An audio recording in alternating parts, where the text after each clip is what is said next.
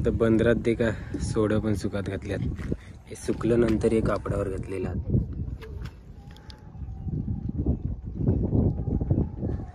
बाणकोट कोलीवाड्यांचा सोडा सुपावर पण घातलेला. आता पण मी आता मावशी सोरावते. असं काढायला लागतात काय? चिकटून राहतात. चिकटून राहतात बरे असते टपू सोरायचे. हो ना. एवढं कारलं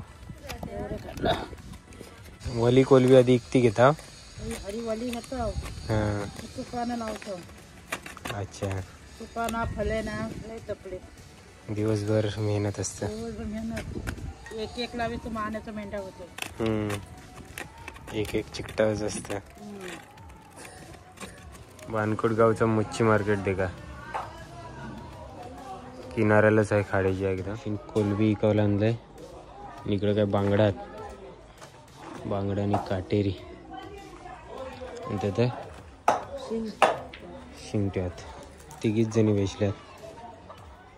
केव्हा गर्दी होतं का त्या बाणकोट कोलीवाड्यांचा तिसरा देऊळ देखतंय. श्रीराम मंदिर आहे या बाणकोट बंदरावरची संध्याकाळ. सूर्यदेव मावळताना आपल्याला दिसतंय. तरी आम्हाला स्पेशल रूम दिलेले आहे रात्री जेवायला. थंडा आणि खावायला पण आणलेला आहे आमच्या ओनरने. छोटीशी रूम आहे. आता खाणं पिण्याचा कार्यक्रम होणार आहे. नंतर मग हल्दीच्या कार्यक्रमाला सुरुवात करायची आहे.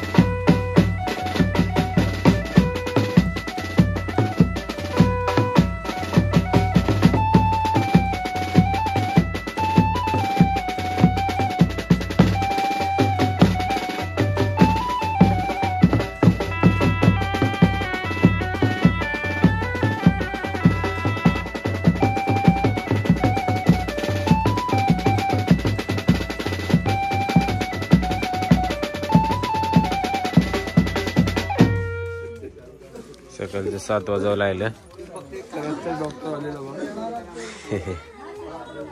नवरदेवाला सोडलो जंगल जेट्यात आणि आता आम्ही निघाल्यावर परत बागमांडला जावं लागतं भाऊच्या घरात. तिथं जाऊन मस्तपैकी आराम करणार आहोत आणि डायरेक्ट संध्याकाळी वरातीला येणार आहोत. इथे का अंगाला पाणी नाही लागले तो नवरदेवाला आम्ही तिथं बोटीत सोडलो, बोटीने गेलो. 12चं लगीन आहे ना, 11:50चं लगीन आहे आणि मांदाड कोलीवाड्यात लगीन आहे. त्या लिहिलं तिथं मुक्काम पोस्ट मांदाड कोलीवाड्यात तालुक्यात. त्याला आमच्या इकडे लगीन आहे. वाजवायचं नाही होतं आम्हाला, डायरेक्ट हातच वाजवायचं आहे बोलतात. त्यामुळे आम्ही गेलो नाही बँजो घेऊन तिकडे नवऱ्याच्या सोबत. आता हळूहळू उजरात चाललंय आणि मस्तपैकी आमचं पण बोटीने प्रवास आहे. अजून वराडी पण येतात तिकडं. बागमांडला जाणारी बोट 83 मांदाडपर्यंत गाड्यांनी प्रवास करतील वाटतं हे लोक पण. तर आमची बागमांडलाच असते. सामान मस्त केबिनमध्ये ठेवतात. ते का केबिन पण मोठी आहे आणि बोट मोठी आहे जरा कालच्यापेक्षा.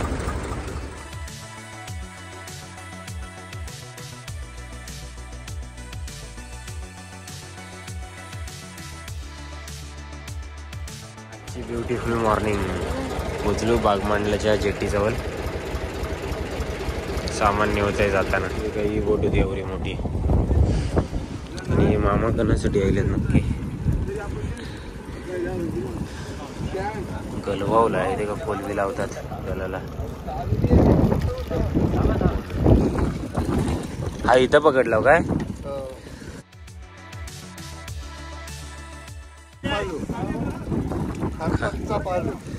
खराक पालू दे का पकडले. मस्त आहे मोठं. खराक पालू गलाला पकडलाय. चला हम निकलते हैं अभी. हो ती पोरा सकाळच